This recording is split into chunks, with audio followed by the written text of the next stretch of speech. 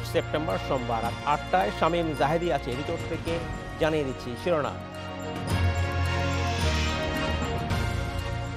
Union ও পৌরসভা নির্বাচনের সহিংসতা, ভোট গ্রহণ শেষে চলছে গণনা। কুমিল্লা 7 উপনির্বাচনে বিনা প্রতিদ্বন্দ্বিতায় নির্বাচিত আওয়ামী লীগ প্রার্থী। করোনায় মুক্তির পরও 70% মানুষ ভুগছেন নানা জটিলতায়, ক্লান্তি ও শ্বাসকষ্টের দীর্ঘমেয়াদী সমস্যায় 1/4।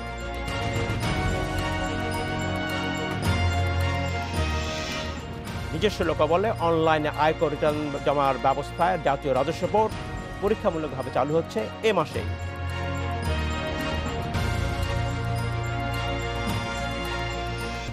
ইউপি নির্বাচনে 2 জনের মৃত্যু দুঃখজনক বলে বলছে নির্বাচন কমিশন। তাছাড়া সব ইউনিয়ন এবং পৌরসভায় সুষ্ঠু ভোট হয়েছে বলে দাবি ইসি সচিব হুমায়ুন কবির খন্দকারের। আর এদিকে কুমিল্লা 7 আসনের উপনির্বাচনে একমাত্র প্রার্থী হওয়ায় আওয়ামী লীগ দলীয় প্রার্থী ডাক্তার প্রাণ গোপাল দত্তকে বেসরকারিভাবে নির্বাচিত ঘোষণা করা হয়েছে। এ নিয়ে কথা বলতে আজিমপুর থেকে আমার সাথে যোগ দিচ্ছেন সাবেক নির্বাচন কমিশনার মোহাম্মদ শাহনেওয়াজ। জনাব শাহনেওয়াজ, আপনাকে স্বাগত জানাচ্ছি অনুষ্ঠানে। আমরা শুনছিলাম খবরে যে আজ 160টি ইউনিয়ন পরিষদের নির্বাচন হয়েছে এবং 2 জন সহিংসতা মারা গেছে। এছাড়া খুব বড় ধরনের সহিংসতা হয়নি।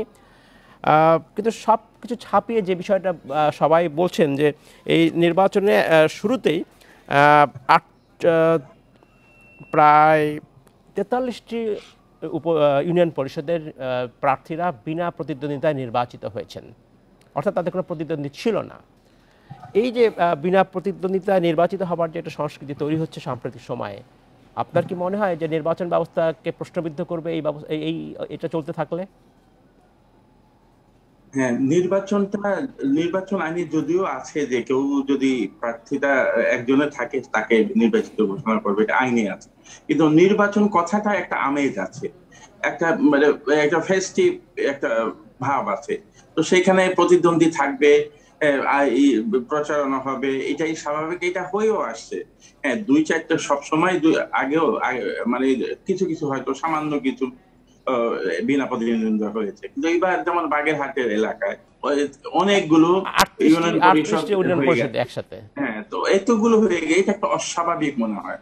এটা অবশ্যই নির্বাচন ব্যবস্থা তো সিস্টেমে কাজ করছে, ব্যবস্থায় কাজ করছে, কিন্তু নির্বাচন কমিশনও স্যাটিসফাইড আমি বলবো না, কারণ নির্বাচন কমিশন চায় নির্বাচন হোক। এটাতে আসলে নির্বাচন কমিশনের সামান্য কিছু ভূমিকা থাকলেও এই প্রতিদ্বন্দ্বিতা করার জন্য সরাসরি আসলে নির্বাচন কমিশনের কোনো ব্যবস্থা নেই। এটা আসলে রাজনৈতিক দলগুলো যারা আছে, যারা সরকারে আছে, যারা স্থানীয় সরকারে কাজ করে, তারা সবাইকে এই বিষয়ে একসাথে ব্যবস্থা নিতে হবে যে কেন আসছে না, কেন প্রতিদ্বন্দ্বিতা হচ্ছে না। এইখানে আপনি বলছেন যে যারা রাজনৈতিক দল তাদের দায়িত্ব আছে, সরকারের সব দায়িত্ব আছে, নির্বাচন কমিশনের কোনো দায়িত্ব আছে কিনা? নির্বাচন কমিশন, যদি আমরা বলি নির্বাচন ব্যবস্থার কথা বলি, তাহলে কি এটা একদিনের একটা বিষয় নাকি আসলে সারা বছরের বিষয়? কেন একজন প্রার্থী আসতে পারছেন না, সরে যাচ্ছেন, বা কেন অনেক সময় ভোটাররাও আসছেন না, তারা কেন আগ্রহ আসছেন? এই পুরো বিষয়টা কি আসলে নির্বাচন কমিশনের দায়িত্বে বর্তায় কিনা?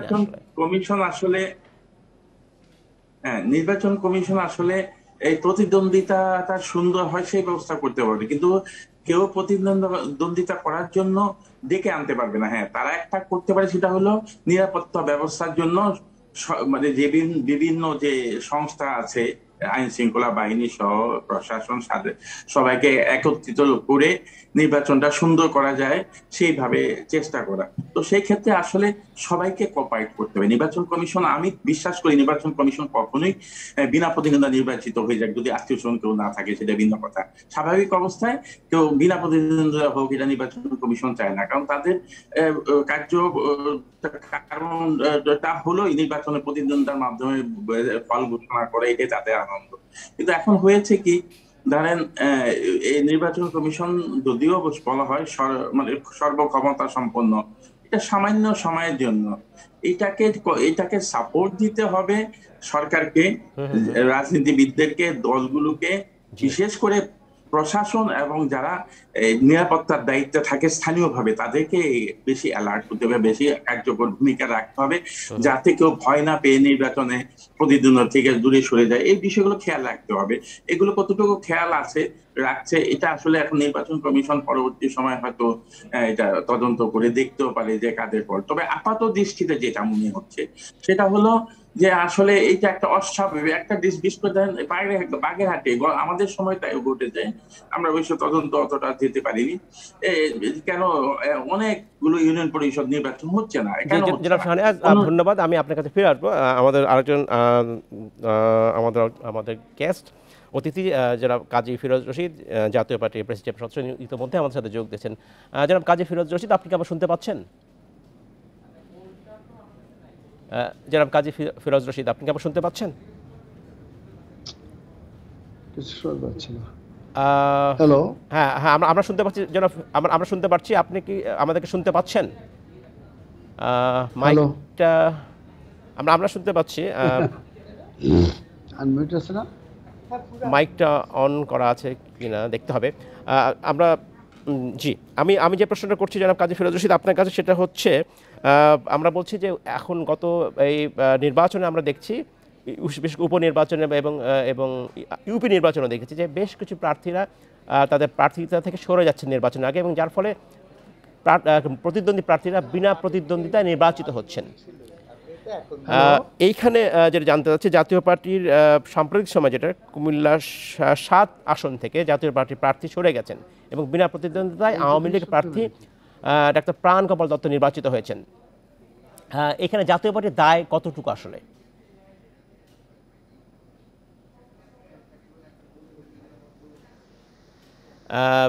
আমরা সংযুক্ত স্থাপন করতে পারি না। আমরা জনাব মোহাম্মদ শাহনেওয়াজের কাছে যাচ্ছি। জনাব শাহনেওয়াজ, আপনার কাছে আরেকটা বিষয় আমি জানতে চাচ্ছি যে যেহেতু জাতীয় নির্বাচনের আমরা কথা বলছি, বর্তমান নির্বাচন কমিশনের মেয়াদও প্রায় শেষ পর্যায়ে আছে। অনেকেই বলছেন নতুন একটা আইন থাকা উচিত, যার ফলে এই নির্বাচন কমিশন গঠনের ব্যাপারে একটা স্বচ্ছতা নিশ্চিত হয়। আপনার কি মনে হয়? আইন থাকা তো দরকার, আইন থাকলে সুবিধা হয় এবং আইন থাকার কথাও বলা আছে। জি, তো কিন্তু কথা হলো যে এখন যেটা হচ্ছে যে সার্চ কমিটির মধ্যে আমাদের সময় অথবা এই বর্তমান সময়ে যারা আছে তাদের সার্চ কমিটিতে ঘুরতে থাকা গুরুত্বপূর্ণ ব্যক্তিরাই কিন্তু নির্বাচন করেছেন। আর আইন থাকলেও আইনের মধ্যেই একটা আইন থাকবে, এতজন আসবে, সেখানেও প্রশ্ন হবে, প্রশ্নের কোনো শেষ থাকবে না। আমি আইনকে অস্বীকার করছি না, আমি বলছি যে আইন থাকা দরকার, অবশ্যই থাকা দরকার। আইন না হওয়াতে যে বিরাট অসুবিধা হয়ে গেছে তা না। আমি যদিও নির্বাচন কমিশন ছিলাম, সেই কারণে হয়তো ভাববেন যে আমি সাপোর্ট করছি, কিন্তু যারা এসছে তারা যে খুব খারাপ লোক তা তো না। কিন্তু নির্বাচনটা করতে হবে সবাই সহযোগিতা এবং 100% সহযোগিতা সহকারে। সেটা কি নির্বাচন কমিশন পাচ্ছে? আমার কাছে তো মনে হয় সম্পূর্ণভাবে পাচ্ছে না। আমি মাঝে মাঝে এদিক ওদিক যাই, তখন দেখেছি বিভিন্ন নির্বাচনে যে যারা দায়িত্বে থাকে, যারা আইন শৃঙ্খলা রক্ষায় থাকে, যারা প্রশাসনে থাকে, তারা যতটুকু দায়িত্ব পালন করা উচিত আইনসঙ্গতভাবে তার থেকে একটু বিরতই থাকে, কাউকে যেন খুশি করার জন্য প্রচেষ্টা একটু বেশি। তো এইসব বিষয়গুলো থেকে উত্তরণ ঘটতে হবে আমাদের। তাহলে এই যে আইন করে নির্বাচন কমিশনার করা, এগুলো তো করতেই হবে, অবশ্যই আইন আছে, করতে হবে। এই কথাগুলো থাকবে না। এবং এখন পর্যন্ত যারা হয়েছে তারা কাজ করতে পারেনি বলা হলে ভুল হবে, কাজ করতে অসুবিধা হয়েছে, সেই অসুবিধাগুলো যদি সরিয়ে দেওয়া যায়, এগুলো থেকে যদি মুক্ত হওয়া যায়, তাহলে এই যে কোনো নির্বাচন কমিশন যারা একবার খারাপ তো লোক আছে না, হ্যাঁ, তারা ভালোই করবে। সবচেয়ে বড় সহযোগিতা, রাজনীতিবিদদের সহযোগিতা, তারপরে দলগুলোর সহযোগিতা, সর্বোপরি সরকারের সাথে। ধন্যবাদ জনাব শাহনেওয়াজ। জনাব কাজী ফিরোজ রশিদ, আপনার কাছে আমি যে বিষয়টা জানতে চাচ্ছি যে আমরা বলছিলাম যে সাম্প্রতিক সময় আমরা দেখছি যে প্রার্থিতা প্রত্যাহার করার পরে এবং এই নির্বাচনে আসলে কোনো নির্বাচন হচ্ছে না, বিনা প্রতিদ্বন্দ্বিতায় একজন প্রার্থীকে নির্বাচিত ঘোষণা করা হচ্ছে। সাম্প্রতিক সময়ে কুমিল্লা ৭-এ জাতীয় পার্টির প্রার্থী তার প্রার্থিতা প্রত্যাহার করার পর সরাসরি বিনা প্রতিদ্বন্দ্বিতায় নির্বাচিত হয়েছেন আওয়ামী লীগ প্রার্থী। জাতীয় পার্টির দায় কতটুকু এখানে? আমাদের প্রার্থী কেন ওখানে নির্বাচন করলেন না সেটা পরবর্তী সময় জানা যাবে। আমরা নিশ্চয়ই তাকে জিজ্ঞেস করবো যে এখান থেকে নমিনেশন নেওয়ার পরে উনি প্রার্থিতা প্রত্যাহার করলেন, সেটা এখন পর্যন্ত দলের সিদ্ধান্ত হয়নি। তাকে ডাকা হবে এবং আমরা তার কাছ থেকে কৈফিয়ত নেবো। যদি সন্তোষজনক কৈফিয়ত না হয় তাকে দল থেকে বহিষ্কার করা হবে। আগেও কিন্তু ঢাকা 14 এবং কুমিল্লা 5 আসনের উপনির্বাচনে একই অবস্থা হয়েছে। জাতীয় পার্টির প্রার্থীরা সরে গেছেন। অনেকেই বলছেন এই জাতীয় পার্টির প্রার্থীরা সুযোগের বিনিময়ে, অনেকে বলছেন আর্থিক সুবিধার বিনিময়ে তারা নির্বাচন থেকে সরে গেছেন। তাহলে আপনারা এর আগে কোনো ব্যবস্থা নেননি, যার ফলে আবারও একই অবস্থা ঘটে গেল? ব্যবস্থা নেওয়া হয়নি। আমরা এই দুটো কেস আমাদের কাছে আসলো, দুটো অভিযোগ আসছে। আমরা এই দুটোকেই পর্যালোচনা করা হবে। আমরা হাইকমান্ডের মিটিং ডাকবো, ডেকে এইটা আলাপ আলোচনা করে কি সিদ্ধান্ত নেওয়া যায় আপনারা জানতে পারবেন। কারণ এটা কখনোই আমাদের কাছে কাম্য হতে পারে না। একজন প্রার্থী যদি নির্বাচন করে তাকে নির্বাচনের মাঠে থাকতে হবে শেষ মুহূর্ত পর্যন্ত। তো অতএব সে তো জেনেই যাচ্ছে যে আওয়ামী লীগের সাথে তার নির্বাচন করতে হচ্ছে, অজানা কিছু না। অতএব আমার প্রতিপক্ষ তো অজানা না, আমার সামনে আছে। তার সাথে দাঁড়ানোর জন্য আমার শক্তি সামর্থ্য কতটুকু আছে। এবং পত্রপত্রিকার যে খবর দেখছি সেখানে বলা হচ্ছে আপনাদেরকে না জানিয়ে বা পার্টিকে না জানিয়ে তারা নির্বাচনের প্রার্থী থেকে সরে যাচ্ছেন। কিন্তু এর আগেও 2018 সালে সংসদ নির্বাচনে কিন্তু একই ঘটনা ঘটেছিল। সেখানে লক্ষ্মীপুর 2 আসনে আর্থিক সহায়তার বিনিময়ে জাতীয় পার্টির প্রার্থী সরে গিয়েছিলেন এবং যার পরবর্তী ফলাফল সবাই জানেন। তখনও আপনারা কোনো চিন্তা করেননি? কেন বারবার এরকম হচ্ছে এবং আপনারা কোনো ব্যবস্থাই নিচ্ছেন না? না, তাদের দল থেকে বহিষ্কার হয়েছে। এই দুটো ব্যাপারে আমরা যথাশীঘ্র মিটিং ডাকা হবে। আপনি জানেন এই কোভিডের মধ্যে আমাদের ওইভাবে মিটিং করা একটু অসুবিধা হয়ে যায়। তারপরে আমরা চেষ্টা করব, জানতে পারবেন। আমরা শীঘ্র মিটিং করে সিদ্ধান্ত নেওয়া, এটা দলের জন্য কোনো ভালো ইঙ্গিত বহন করে না। যদি আমাদের নির্বাচন প্রথম থেকে আমরা করবো, এখানে আমরা যেন কাজী ফিরোজ রশীদ, আপনার কাছে একটা বিষয় আমরা দৃষ্টি আকর্ষণ করছি। সামনে নির্বাচন কমিশনের মেয়াদ শেষ হচ্ছে। অনেকেই বলছেন যে নির্বাচন কমিশনের জন্য আইন থাকা উচিত, যেটা সংবিধানে বলা আছে, কিন্তু গত 50 বছরে বাংলাদেশে এই আইন হয়নি। যেন কাজী ফিরোজ রশীদ, কেন এটা হয়নি? আইনটা কেন হয়নি?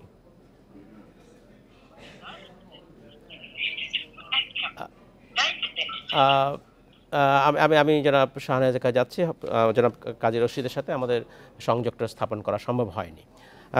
জনাব শাহনেওয়াজ, আপনার কাছে আমি আরেকটা বিষয় দৃষ্টি আকর্ষণ করছি। আমরা বলছি যে নির্বাচন অবস্থা নিয়ে সম্প্রতি সময় বাংলাদেশের জাতিসংঘের আবাসিক সমন্বয়কারী মিয়া সেপ্পো বলেছেন যে বাংলাদেশ যদি চায় নির্বাচন ব্যবস্থার উন্নতিতে তারা সহযোগিতা করতে পারে। সাধারণত এই জাতীয় সংস্থা বা কী ধরনের সহযোগিতা করে বা কী ধরনের সহায়তা করতে পারে আপনার ধারণা?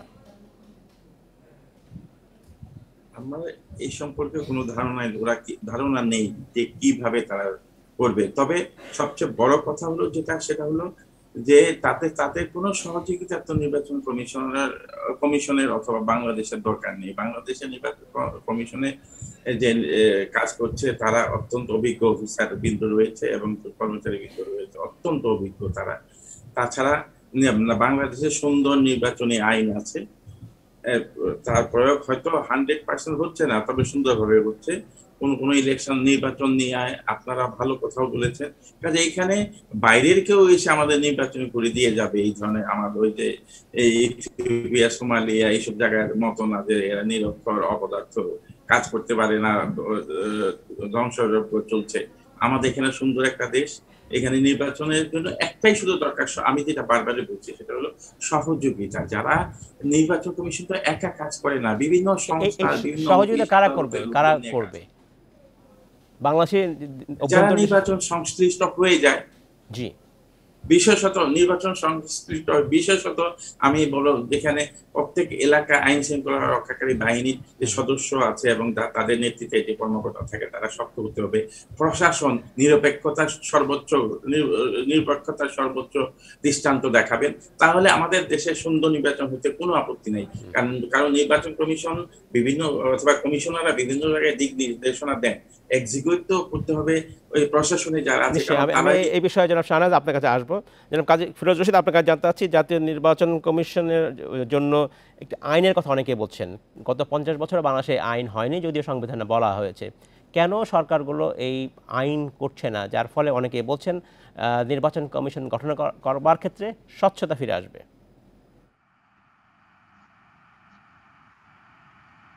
আপনি কি আমার শুনতে পাচ্ছেন? আসলে যারা যখন ক্ষমতা থাকে তারা মনে করে যে আমরা যে নির্বাচনটা করতেছি এটাই হলো শ্রেষ্ঠ নির্বাচন, এই নির্বাচনগুলো গলদ নাই।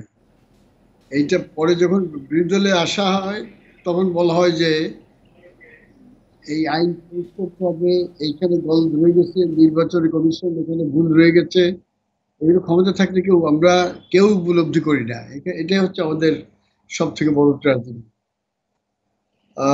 আমাদের পার্শ্ববর্তী দেশ ভারত, সেখানে কিভাবে নির্বাচন হয় সেটা একটু দেখলে আমরা বুঝতে পারি কিভাবে হচ্ছে। নির্বাচনে একটা জিনিস আছে যে সহিংসিত হয়, আমাদের থেকে অনেক বেশি কিন্তু ভারতে হয়। আমি অনেক দূরে যাব না, পশ্চিমবাংলার নির্বাচনে লোকাল গভর্নমেন্ট ইলেকশনে এর চেয়ে বেশি সহিংসিত হয়। কিন্তু এই যে নির্বাচনের একটি সংস্কৃতি চালু হয়ে গেছে যে বিনা প্রতিদ্বন্দ্বিতায় নির্বাচিত হব ইউনিয়ন পরিষদে, এটা চিন্তা করা যায় না। কারণ ইউনিয়ন পরিষদে ঝাঁকে ঝাঁকে ক্যান্ডিডেট থাকে, সেটাই। কাউকে ছাড়ে না। কিন্তু সেইখানে দলীয় নমিশন দেওয়ার ফলে যে নমিশন পেয়ে যায় নৌকাটা, তার মধ্যে নির্বাচন করার মতন শক্তি, সাহস, সামর্থ্য, মনোবল এবং সরকারি আনুকূল্য আর কেউ থাকে না। সেই কারণে কেউ আর নির্বাচন করতে চায় না, সরে যায়। যারা করে ওই দলেরই সরকারি দলের প্রার্থীরাই বিদ্রোহী প্রার্থী দাঁড়িয়ে যায়, তার সাথে প্রতিদ্বন্দ্বিতা হয় এবং সেখানে কিন্তু হানাহানি মারামারি আমরা দেখতে পারি। এইটি একমাত্র কারণ।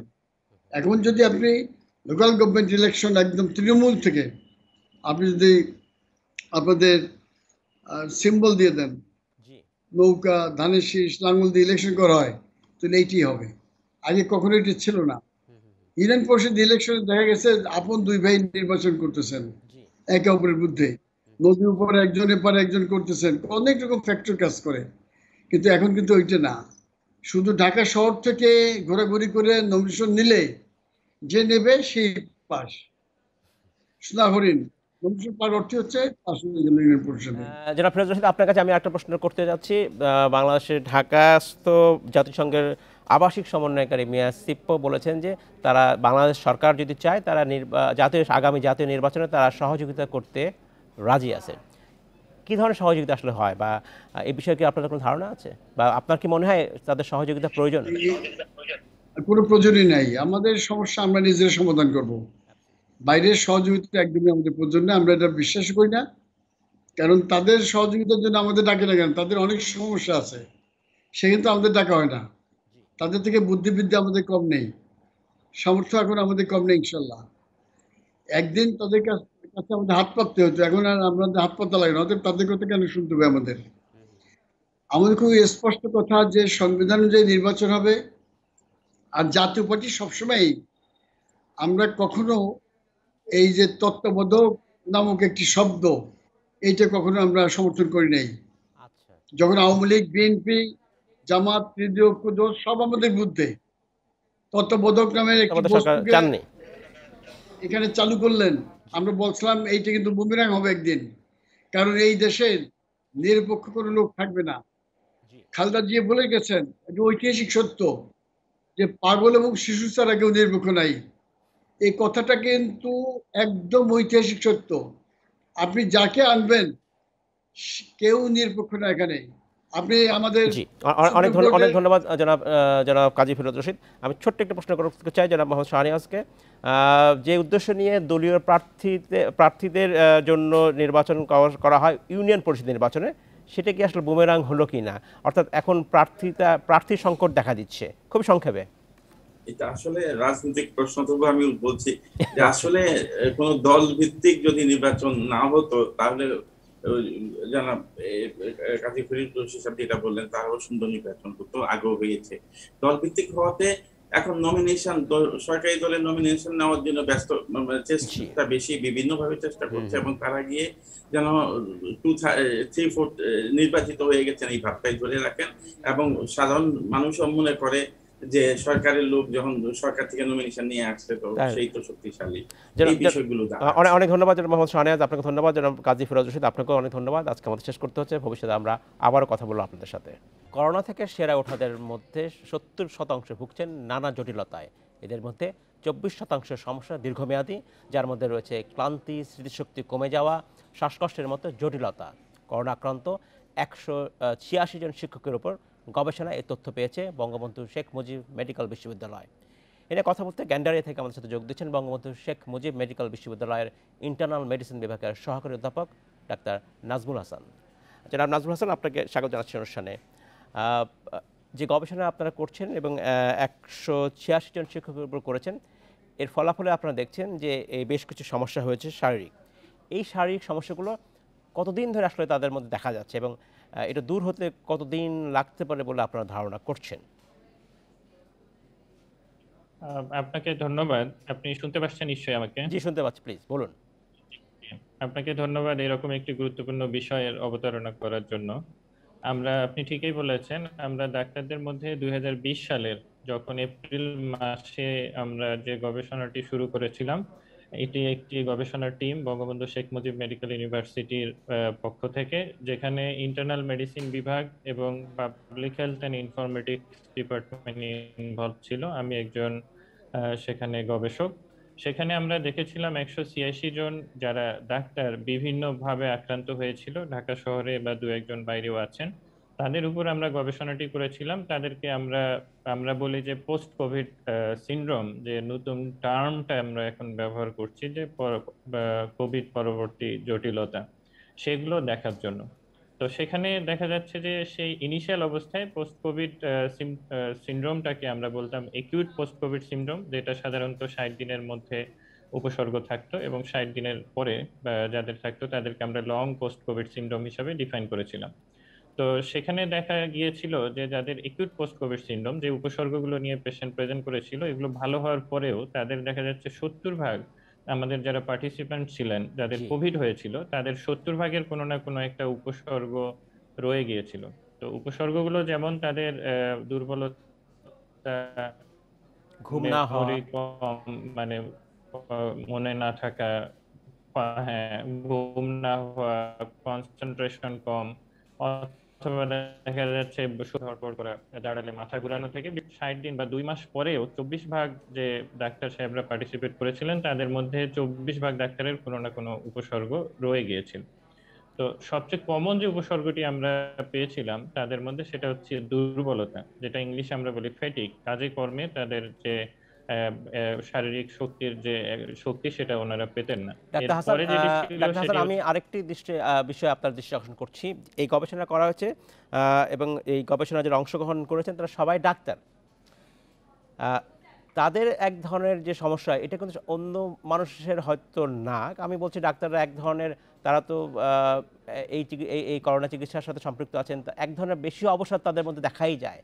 এই গবেষণার ফলাফল কি সাধারণ কোভিড রোগী যারা, যিনি ডাক্তার নন, তাদের ক্ষেত্রে কি প্রযোজ্য হবে বা কোনো পার্থক্য আছে কিনা? হ্যাঁ, এইটা তাদের ক্ষেত্রেও অনেকটা প্রযোজ্য হবে, কারণ আমরা আচ্ছা যে ডাক্তার সাহেবদের নিয়েছিলাম, ওনারা যে করোনা ডিউটি করেছেন এমন না, তারা আচ্ছা। সাধারণ যারা ডাক্তার তাদের মধ্যে। এটার একটা উদ্দেশ্য ছিল যে ডাক্তাররা যেহেতু সিমটম গুলো ভালো ডিফাইন করতে পারে, পাশাপাশি আমরা রোগীদের উপর গবেষণা করছি। একটি বড় গবেষণা চালু আছে আমাদের এবং আইসিডিডিআরবি এর কোলাবোরেশনে, এবং আমরা নিজেরাও আরো 3-4টি করছি। সেখানেও এই একই ধরনের ফাইন্ডিংস এখন পর্যন্ত পাওয়া যাচ্ছে। হুম হুম তবে হুম। সেগুলো যেহেতু শেষ পর্যায়ে আছে, এখনো পুরো ফলটি পাওয়া যায়নি, এই জন্য আমি শেয়ার করতে পারছি না।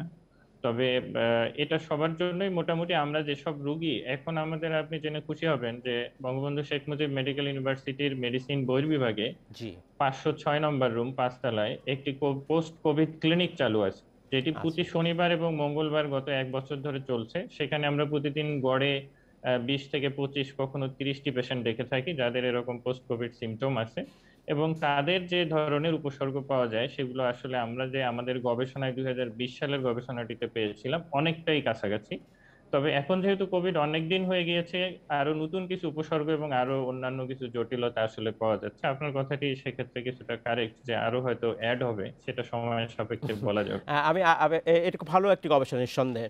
আরও কোনো গবেষণা করা হচ্ছে কিনা আমি যদি বলি যে বাংলাদেশের যেসব মানুষ আছেন যাদেরকে টিকা দেওয়া হয়েছে তাদের যদি অ্যান্টিবডি হয়ে থাকে সেই অ্যান্টিবডির স্থায়িত্ব কতদিন, এমন কোনো আলাদা কোনো গবেষণা আপনারা করছেন কিনা? আহ, এটি আমাদের একটি গবেষণা। আপনি জানেন যে আমাদের মাননীয় ভিসি মহোদয় করেছিলেন এবং তার আন্ডারে একটি টিম, যেখানে অনেকেই আমরা পার্টিসিপেট করেছিলাম।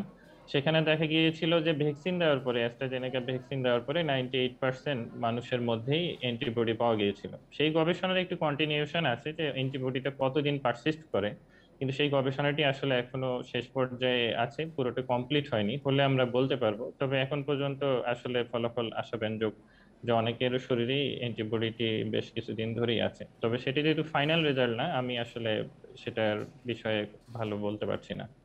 আরেকটি বিষয় অনেকে গবেষণা দাবি রাখছেন কিনা আমি জানি না, বাট করা যেতে পারে কিনা এরকম যে মিশ্র ডোজের কথা বলছেন, অর্থাৎ যেহেতু সামনে অনেক টিকার প্রয়োজন, এত টিকার প্রাপ্যতা নিশ্চিত করাও কঠিন।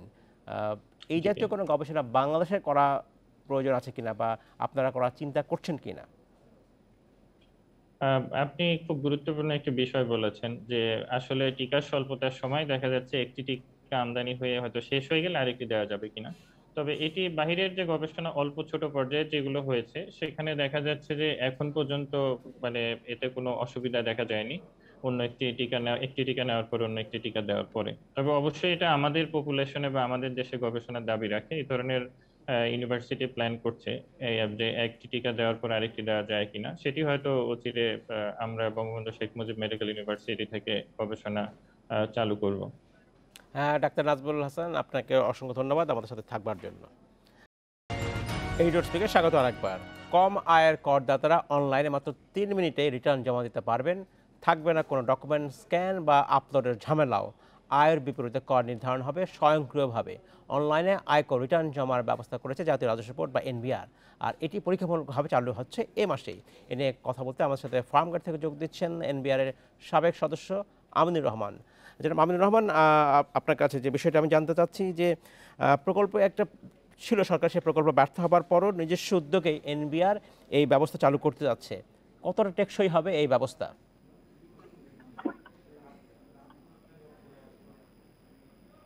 হ্যালো। আপনি শুনতে পাচ্ছেন? হ্যাঁ, আমি শুনতে পাচ্ছি আপনার কথা। আমার প্রশ্নটা হচ্ছে যে এনবিআর নিজস্ব ব্যবস্থাতেই এটি চালু করেছে, যেটি আগে একটি প্রকল্পের অধীনে একটি বিদেশি কোম্পানি করার কথা ছিল, তারা চলে যাওয়ার পরে এটি হয়েছে। কতটা টেকসই হবে এনবিআর এর নিজস্ব এই ব্যবস্থা? দেখেন, জাতীয় রাজস্ব বোর্ডের তথ্য যা পাওয়া যাচ্ছে সেখানে আমাদের আয়করদাতার সংখ্যা 40 লক্ষের আশেপাশে হবে। জি। এবং এর ভিতরে প্রায় 20 লক্ষ লোক আয়কর রিটার্ন থেকে থাকবেন।